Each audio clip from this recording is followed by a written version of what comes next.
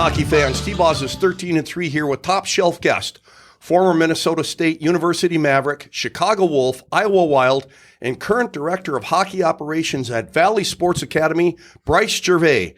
This episode is sponsored by the Chippewa Steel, Riverside Bike and Skate, Raleigh's Coach Club, Market and Johnson, Williams Diamond Center, and Kelly Heating and Electric. Mo. Hey, we're really excited about this episode. We have Bryce here in his office at Valley Sports Academy. We're used to seeing Bryce on the rink, though, JC, on Fridays when he plays for the dark side and just schools you boys over on the right-hand side. So I'm sure you're happy to have him at a desk and not on the ice today, right? Well, especially when my jocks left on the blue line more than once because of him burning me. Yes, welcome to the show, Thanks, Bryce. Yeah, of course, guys. Thanks for having me.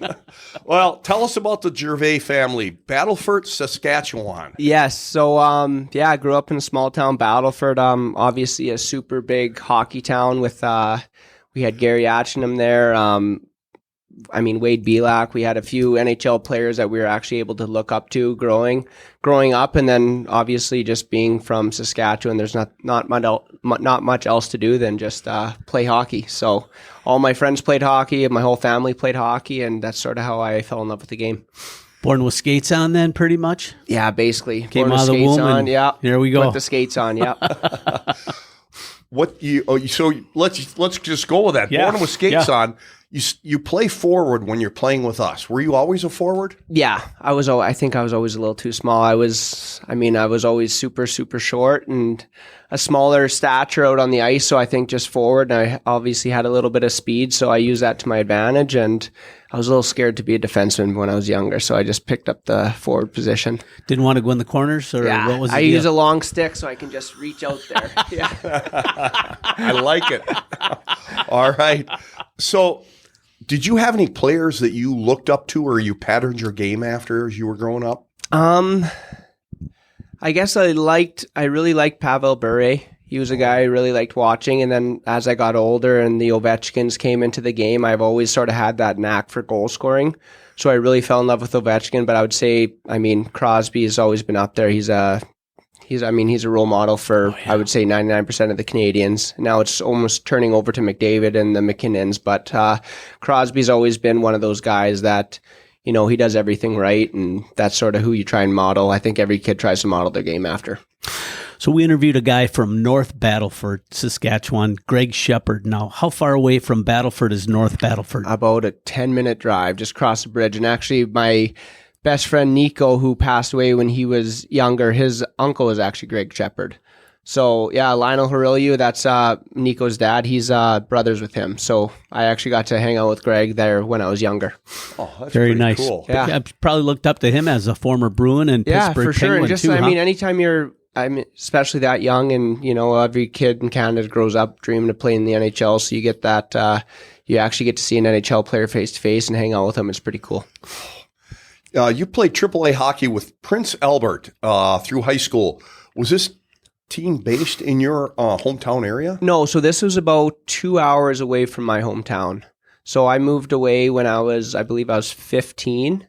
Okay. And I lived in Prince Albert until I was 18, and then that's when I went to Salmon Arm. I didn't really plan on playing in the SJHL, and the rules were if I wanted to play in a different, you guys call them states, we call them provinces. Yep. So if I wanted to play in a different province, I couldn't leave my home province until I turned 18.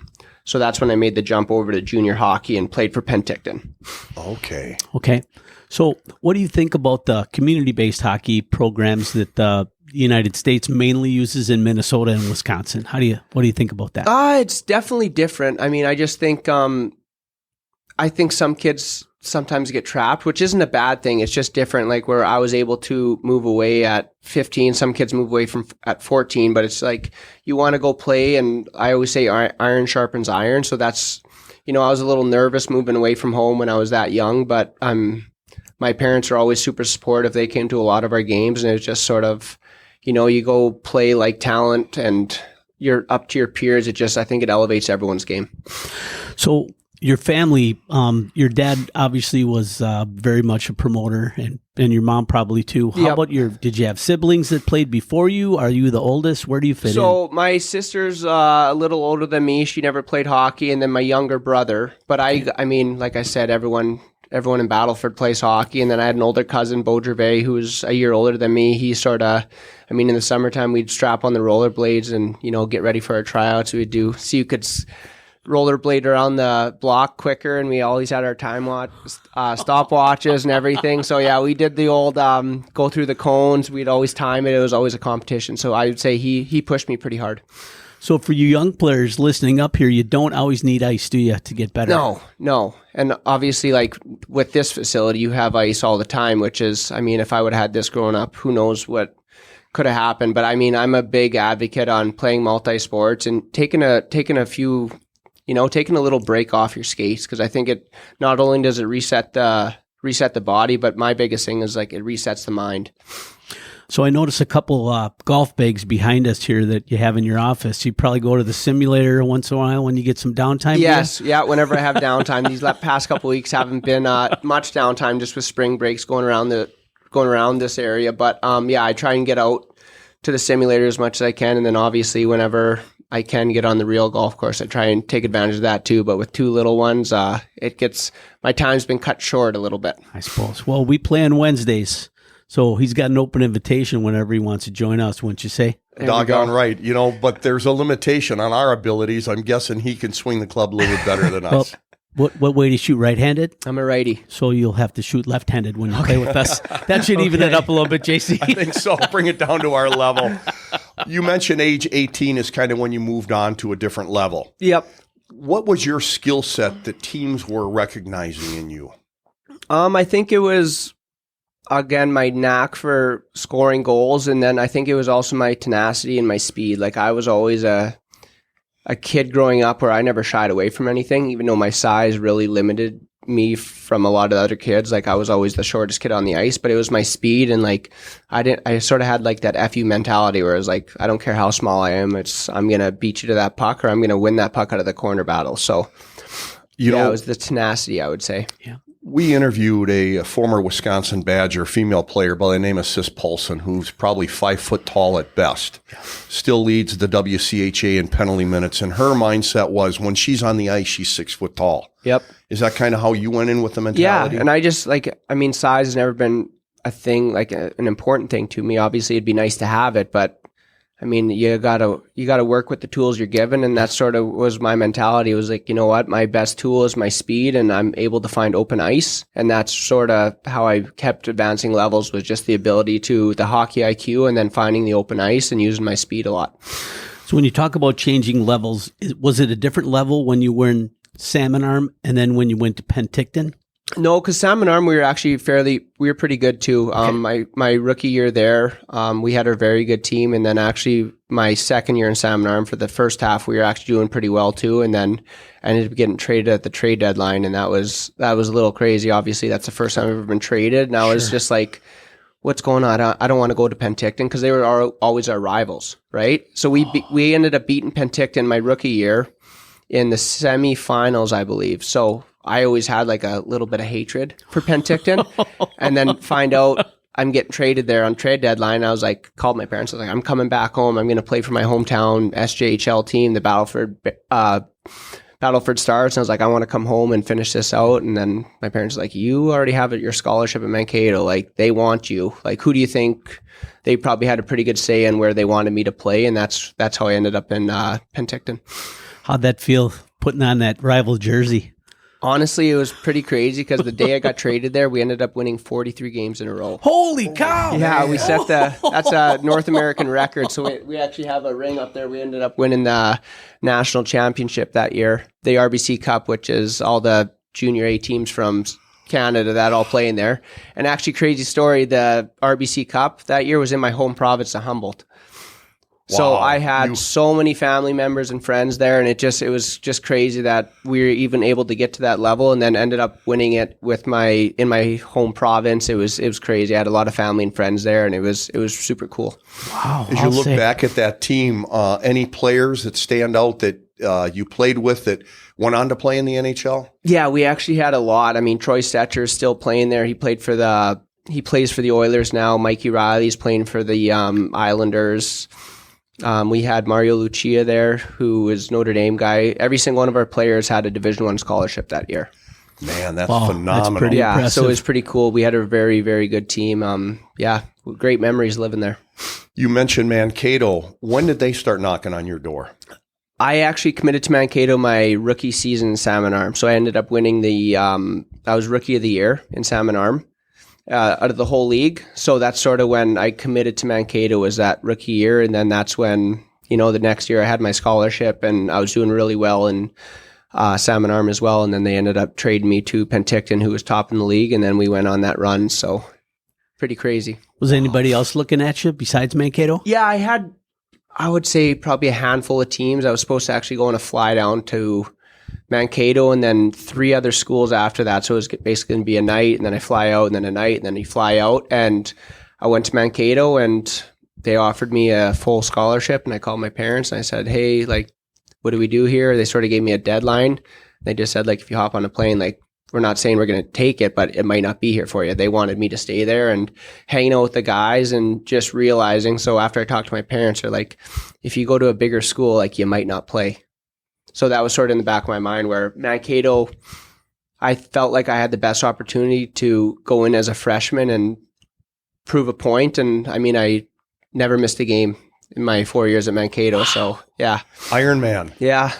Yeah, so I'm super, super grateful for Mankato and just everything that it was just opportunity, right? And I was started on the 5th line, one practice, 2 days before our opening series. I was still on the 5th line. One of our first line guys was messing around. Hastings says, take off that jersey. Gervais traded with his jersey, and then I never left the lineup after that. So it was just an opportunity. And again, that's what I'm trying to tell these kids in our teams is practices matter. Because that practice right there allowed me to never miss a game in college hockey. Wow. Yeah. And who knows, if you're stuck on the 5th line, you might have been a healthy scratch at the start. Exactly. And you just go on a run. But that's why I always try and tell these kids is every little thing matters, and practices are just as important as games. Doggone right. Boy, you had the experience of playing in Russia with the BCHL select team. Yeah. Tell us a little bit about that experience. That was crazy. So that was the BCHL All-Star team that we went over, and we played all the U20, the World Junior teams. So that was some really, really stiff competition. It grew us a lot, and our team was a lot of Salmon Arm guys because that was my rookie year in Salmon Arm. And then we just basically took the best players from all the BCHL teams, and we ended up beating Russia, actually, their World Junior Russia team. And that's where that jersey's from, is that when we got to wear the leaf for my first time. And nice. Yeah, it's just crazy. That was a great experience. So tell us a little bit about Coach Hastings and what was he like when you were down in Mankato? Yeah, I don't have enough good things to say about him. He changed me not only as a player, but more importantly as a person.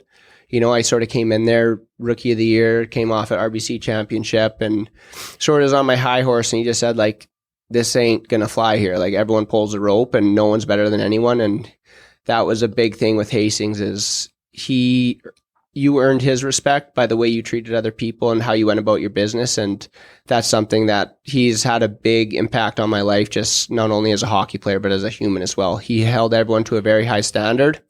And that's sort of what I'm trying to teach to these kids here is we have a very high standard here, and you do everything the right way. Obviously, he had huge success as a coach in the USHL and then down at Minnesota State Mankato.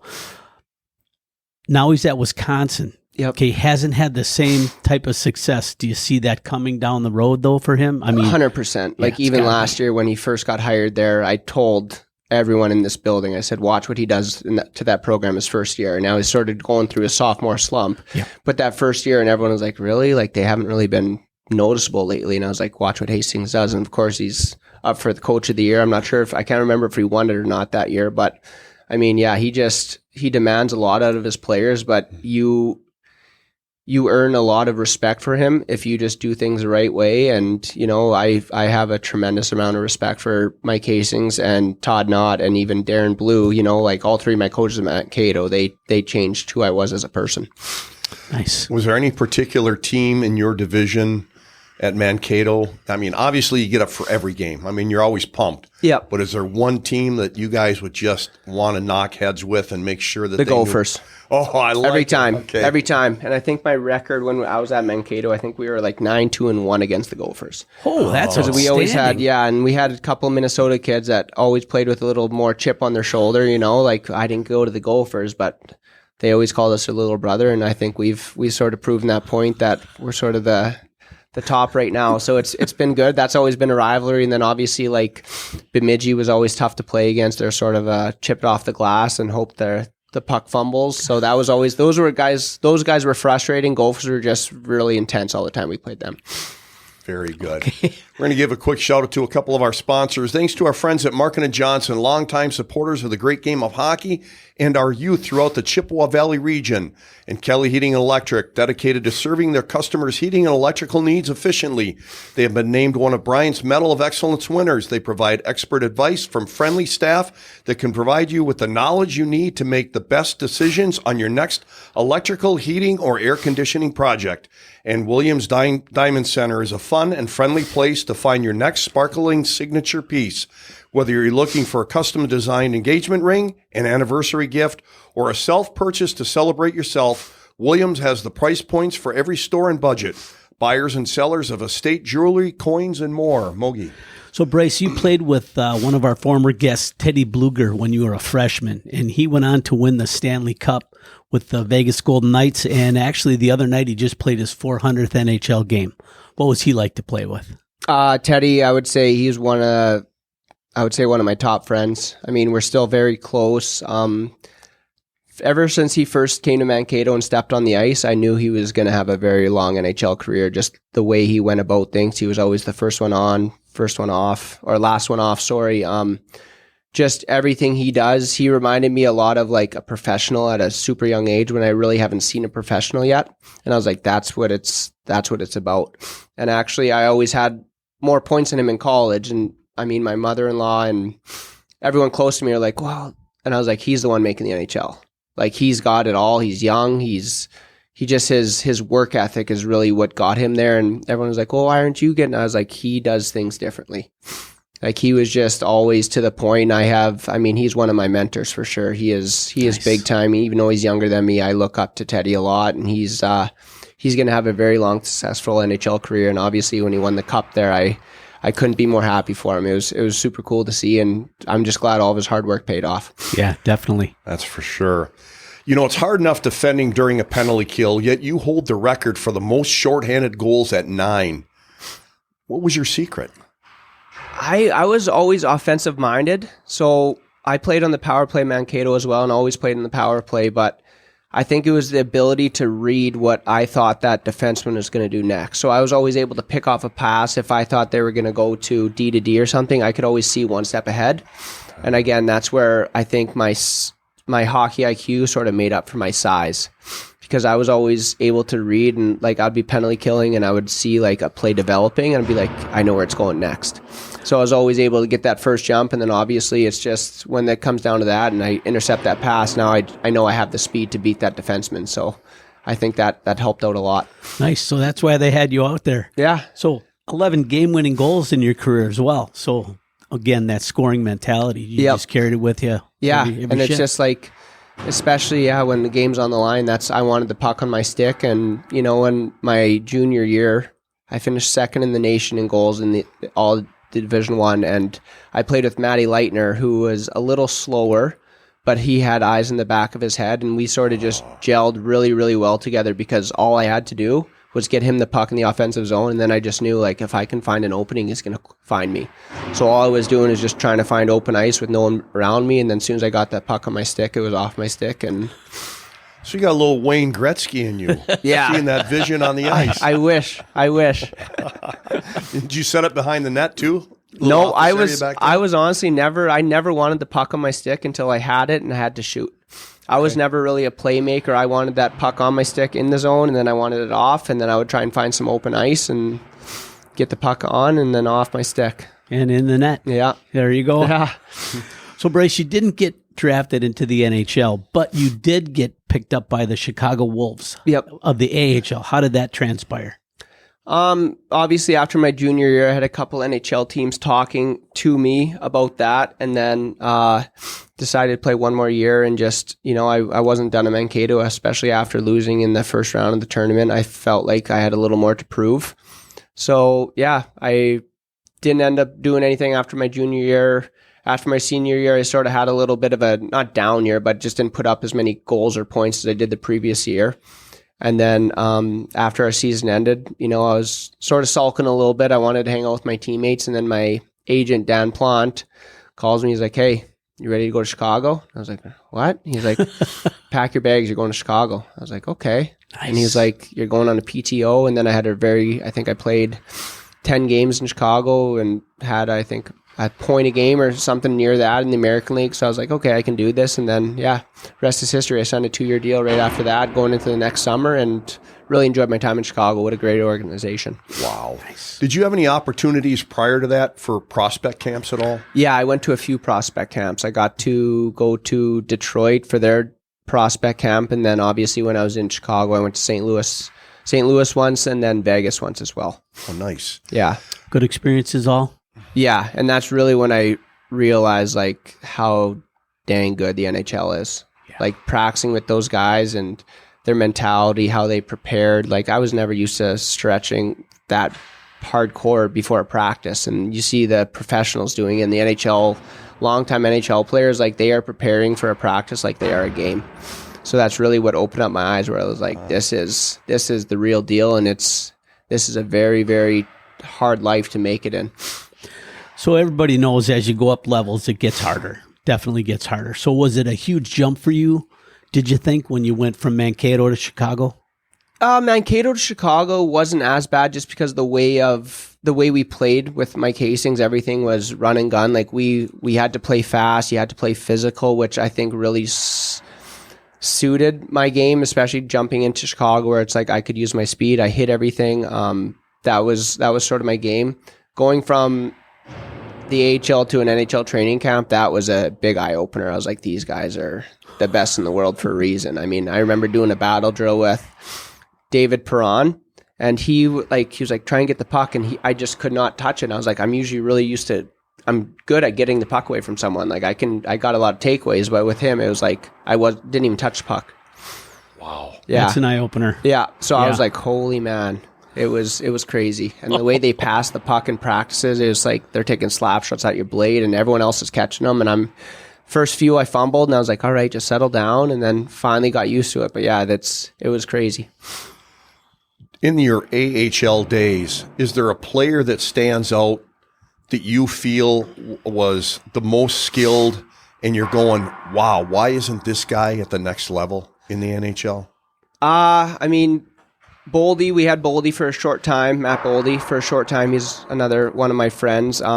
We had him for a short time in Iowa, and I was like, this guy isn't going to be sticking around. Like, he's way too good. And then Marco Rossi also, I had for a full year in Iowa. Played with him, and he was just so skilled. He was a little like, he needed time to develop. He wasn't as tall as Boldy. He had to gain a little muscle. He had to be a little more in the weight room. But now you see him, and he's doing terrific. So I think everyone's got a different path to success, and everyone's got a different timeline for development. And I think those two are a great example where, I mean, they're both extremely good players, and one played in the NHL his first rookie year, and one took a full year in the American League, and now he's seeing the fruits of his success. Do you ever get up to Minnesota to see those guys play? Yeah, actually, we took our Tier 1 team here, and Boldy was awesome enough to get us some after game passes. So I took all the kids down to meet Bolds, and they were pretty starstruck. And I mean, in the summertime, I'll go and hang out with Boldy and some of my other buddies up there, and they treat you like a king. So I'm forever grateful for them. How's your golf game compared to his? He's supposed to be a stick. Yeah, he is a stick. Yeah, he plays for big money, and he plays in some pretty big games. So yeah, I wouldn't go up head to head against him. Okay, good to know. Yes. Back in your playing days back in the AHL, give us an idea of what your off-season workouts were like.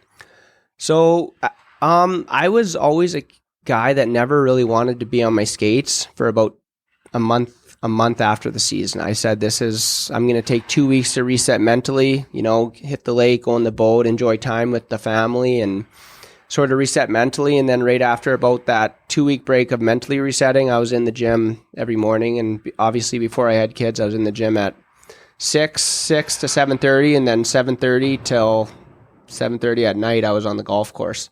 My in-laws actually lived on the golf course in Hayward, Wisconsin. So I got my workout done early, and then I was right to the golf course. And then once I started having kids, I was like, all right, not as much golf time, but I loved working out in the summers, and then I would skate every Friday morning. That was the only time I skated in the summers, was Friday morning in Duluth with the old fire guys, the old firemen in Duluth. So I'd make the hour and 20 minutes, I think it was, from Hayward, and I would skate once a week on Friday against, again, like old-timer hockey, but I mean, it was fun. And then 2 weeks before season, I would either go train at Mankato before my training camps or go down to La Crescent and train with Raya Hayes.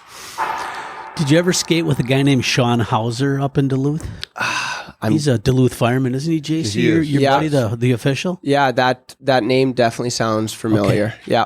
All right. Okay. He used to play with us too. Okay. Yeah, good guy. That name sounds familiar. Well, he always played on the dark side, so I didn't. So that makes him a great guy right off the bat. Perfect. Tell us about the transfer from Chicago to Iowa. Were you traded? Nope. So I actually played 2.5 years in Chicago, or 2 years, I guess, 2 years and a bit in Chicago, and then I ended up going to Europe. So I went to Germany I went to Switzerland right after Chicago, played a year in Switzerland, and then went from Switzerland to Germany for 2 years. And then I actually had a contract signed to go back to Germany, and then Iowa came calling, and I was like, it'd be nice to play, give the American League another shot. So I got out of my contract for my third year in Germany and signed in Iowa. And then, it was, both organizations, it's tough to pinpoint what the difference is because they are both like top class. Like in Iowa, you'd go to the rink, you have breakfast for you right after practice. You got anything you want to eat. It's all made for you. And then, they're a first class organization for sure. So you're still treated like you are in the NHL. 100%. Just not as many private plane rides. Okay. Yeah. All right. Couple more days on the old bone rattler is what we call them. The old bus. The old bus. So you have a linguistic skill that you were talking about earlier before we got the mics out that helped you adapt in Europe a little bit. Can you expand on that a little bit? Yeah. So I went to a French immersion school from kindergarten to, I believe, grade 10 or 11. But everything I learned from history to math to, everything was in French. So every time you were in the hallway in elementary school, you're talking French, and then you had one English class. And then, of course, you get out of school, and I'm right back to English. So, I was bilingual. I can talk French very well, and I'm very grateful that my parents did. I didn't like it at the time because I was like, all my buddies are in this other school, and I'm in this French school, and but very, very grateful that they did that for me. So when you skate with us on Fridays and you're mumbling in French to yourself, that's probably not a good thing for the rest of us. Yeah, all that stuff. No.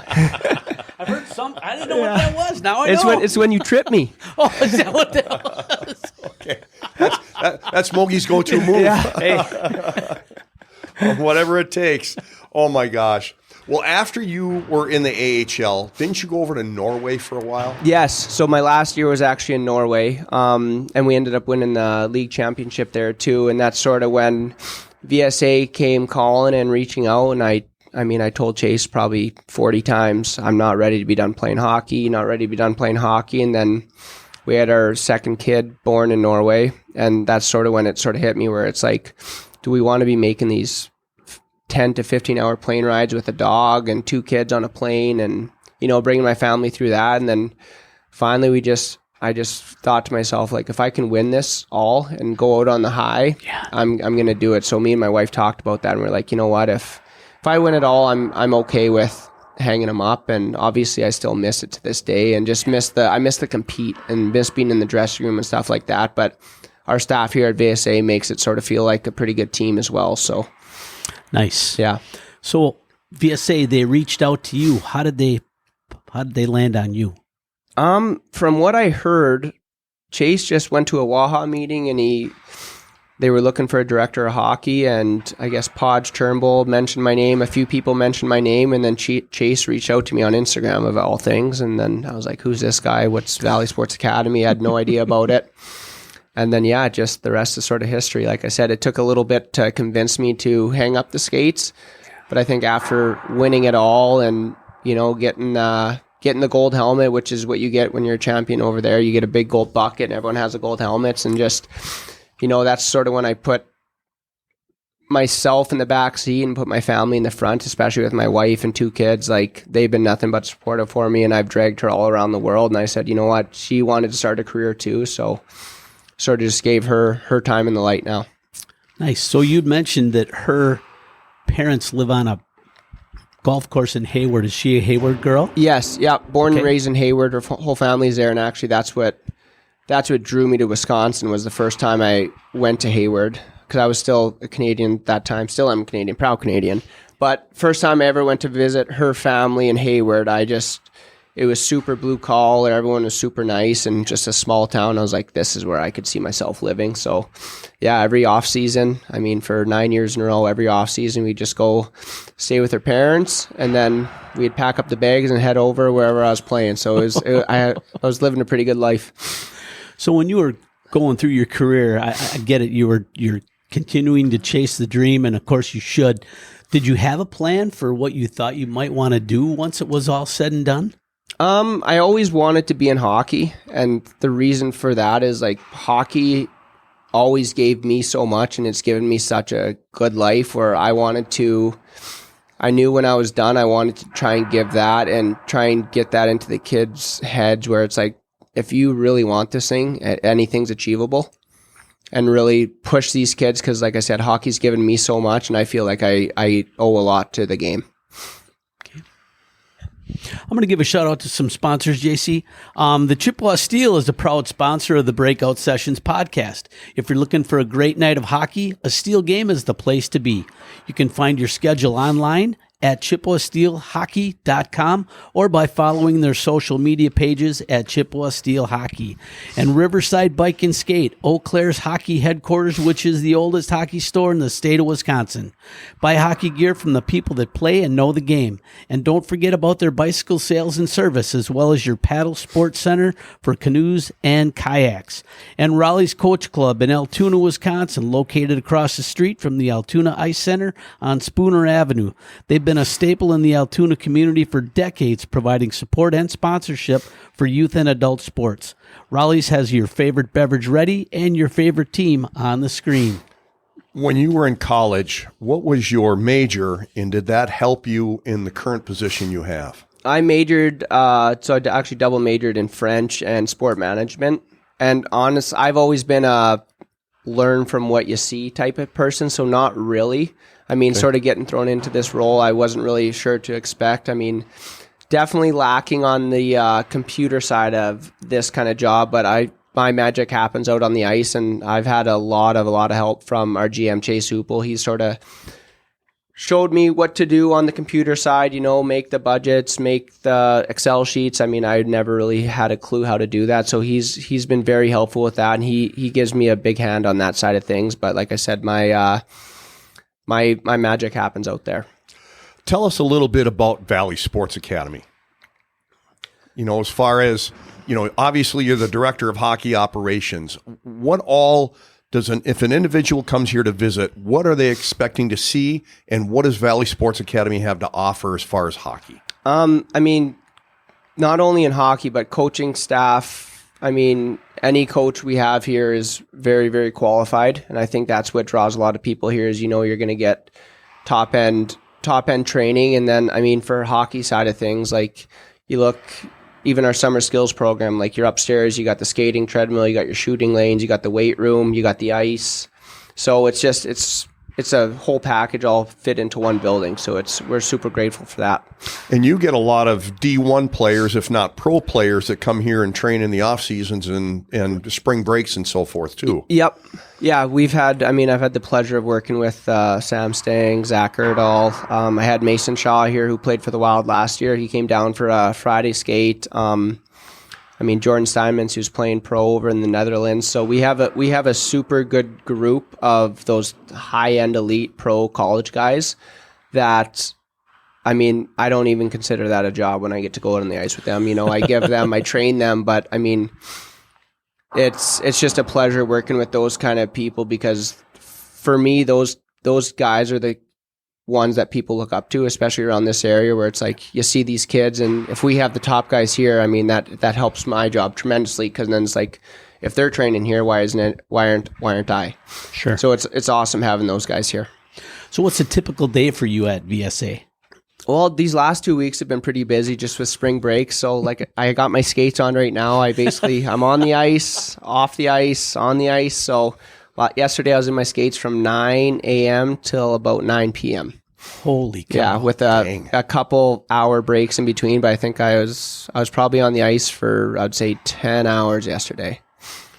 So yeah, busy day. But yeah, I mean, typical day is come here. I do some private trainings during the week, even without spring breaks. We got a couple homeschooled kids that come here, and then some parents even pull their kids out of school. I don't know if I'm supposed to say that, but they'll come and train here just because. Appointment. Yeah. Dr. Gervais. past 5 p.m., we're usually pretty booked up with the ice, so they try and get in there right away. And my prime private training time is from basically 3 to 5, and then we have our own programs running after that. Your business here, the VSA, is fairly new, but have you been able to see some of the kids that you've trained the last couple of years move onward and upward? Yeah, I mean, Drew Bovey, he's a guy that went Chippewa Steel. I mean, now he's playing for the Minnesota Mallards. He's another kid that has a lot of potential, and he's got a tremendous amount of skill, and I just want to push him to get to the next level. And we tell him all the time, like I try and tell him all the time, like you look at a Sam Stang, a Zach Erdahl, a Jordan Steinmans, like take after what they do in practices here, because those guys, whenever they're out on the ice, they lead that practice, and that's sort of what I try and get, not only from my elite players, but even my younger kids. Like every little thing you do matters, and hockey is not an easy sport, so if you think it's going to be handed to you, it's not going to be. Like you have to work for every inch you get. Absolutely. So do you do some coaching outside your individual skill programs with kids? Yeah, we coach. I coach I was on the bench for as many games as I could for our tier ones, and then spring teams, we hop all over. So I try and be on the bench as much as I can, just because, like I said, I love it, and I like interacting with the kids, and it's nice to see a kid's development year after year. Yeah. If you could look back on your career, is there one thing that you would change as you progress through the ranks? Not a thing. I'm super, super happy with how everything turned out. And, you know, I have a beautiful family now. My daughter was born in Germany. My son was born in Norway. Like winning a championship, winning 2 championships in my lifetime. Like I'm okay with where I'm at now, that's for sure. Well, we appreciate the fact that when you're skating with us old guys, you're humble on the ice and don't school us too badly.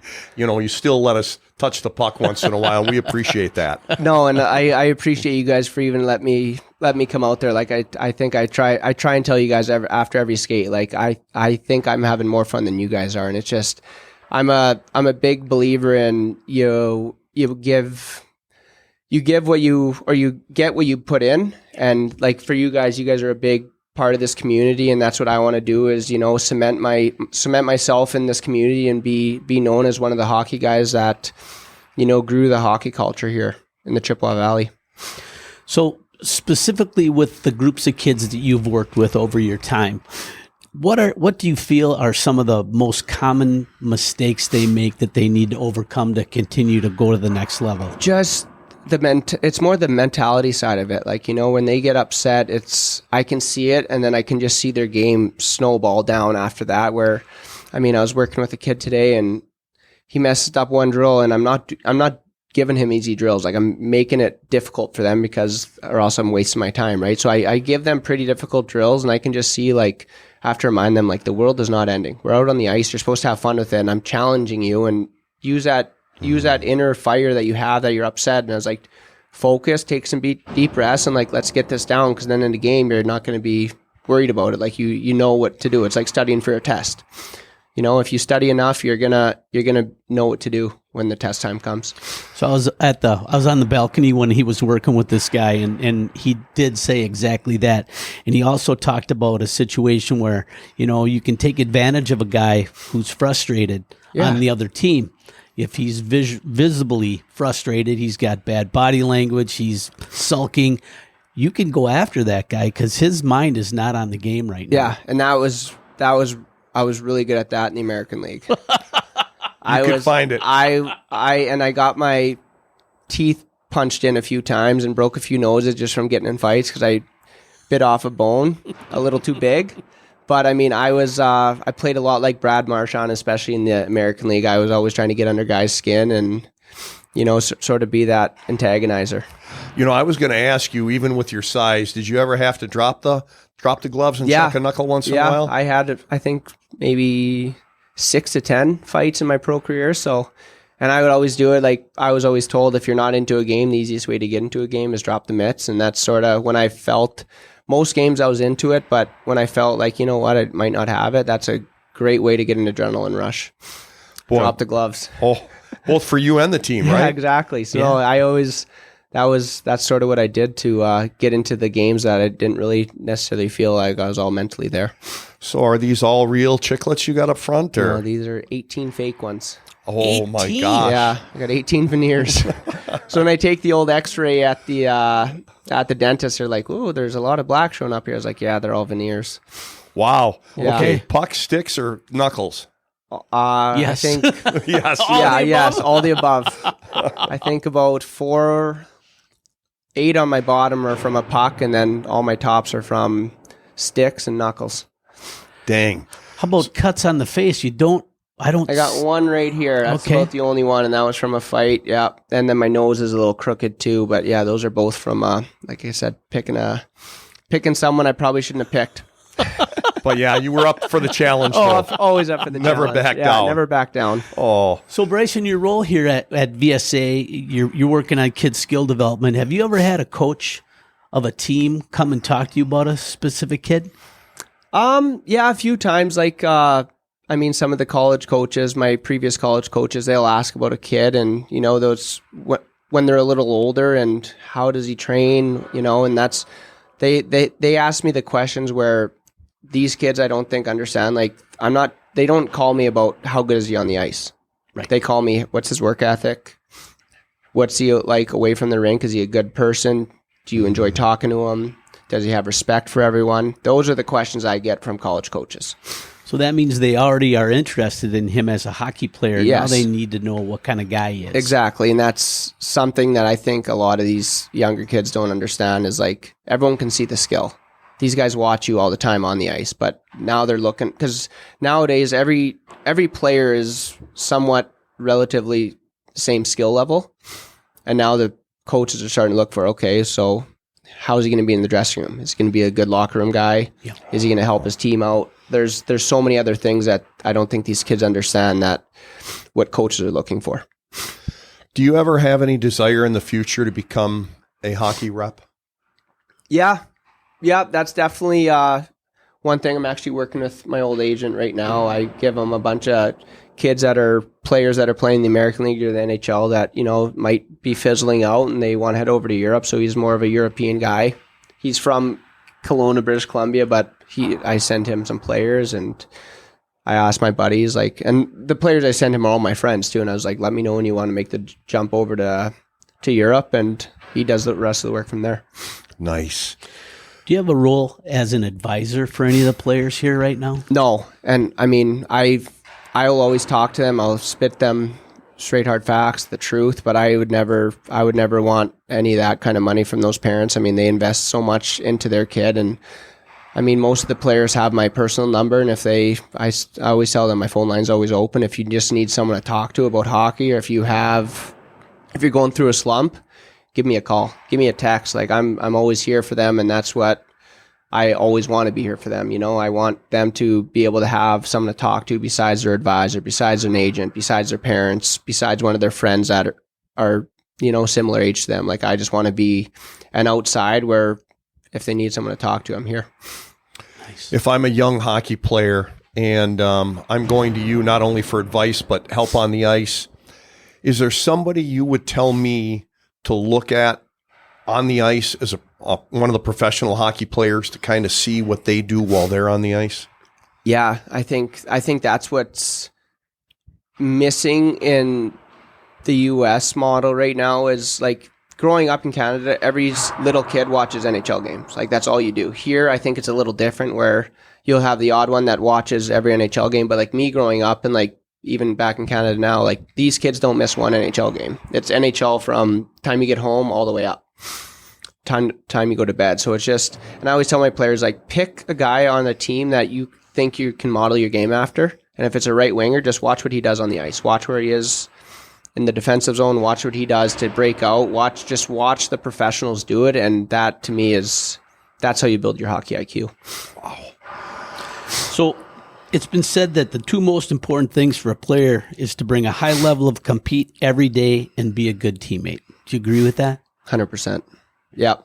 That's what coaches are looking for. That's what I'm looking for in our players is like your compete level and how good of a teammate you are. Even when you go to restaurants in a team setting, like, are you holding the door open for a lady? Are you taking your hat off at the dinner table? Are you saying please and thank you to the waitress or the waiter? It's all those little things that's what sticks out to me. And I know that's what sticks out to a lot of the higher end coaches and a lot of the programs now. You've had some great success here at VSA through the years. We talked about maybe becoming a player agent. What does the near future hold for Bryce? I hope to stay here for a while and, just keep building on what we've built here as not only myself, but with Alex and Chase and all the help we've had, just keep growing the hockey culture here in the Chippewa Valley and, push kids. And at the end of the day, sometimes this makes me tear up, but at the end of the day, all I want to see is one of my kids that I trained to play Division I or to go on and play pro. Like I want to be asking them for tickets whenever they come see Minnesota Wild. Absolutely. That's my end goal. One of the benefits, right? Exactly. Bryce, this has been a blast. Thank you very much for your time. I know you got to get back onto the ice and train some more youth, and we appreciate your time. Yeah, I appreciate everything you guys do for the hockey community here in the Chippewa Valley, and thanks again for having me on. You're welcome. Ladies and gentlemen, please don't forget to leave a review on your favorite social media platform. It helps Mogi and I stay in the game. It sure does. A huge thank you to our special guest, Bryce Gervais, as well as you folks, our faithful listeners. Please remember to do business with our sponsors, the Chippewa Steel, Riverside Bike and Skate, Raleigh's Coach Club, Market and Johnson, Williams Diamond Center, and Kelly Heating and Electric. Please follow us on your favorite social media platforms. And remember, folks, until next time, keep your head on a swivel and stay on your inside edges.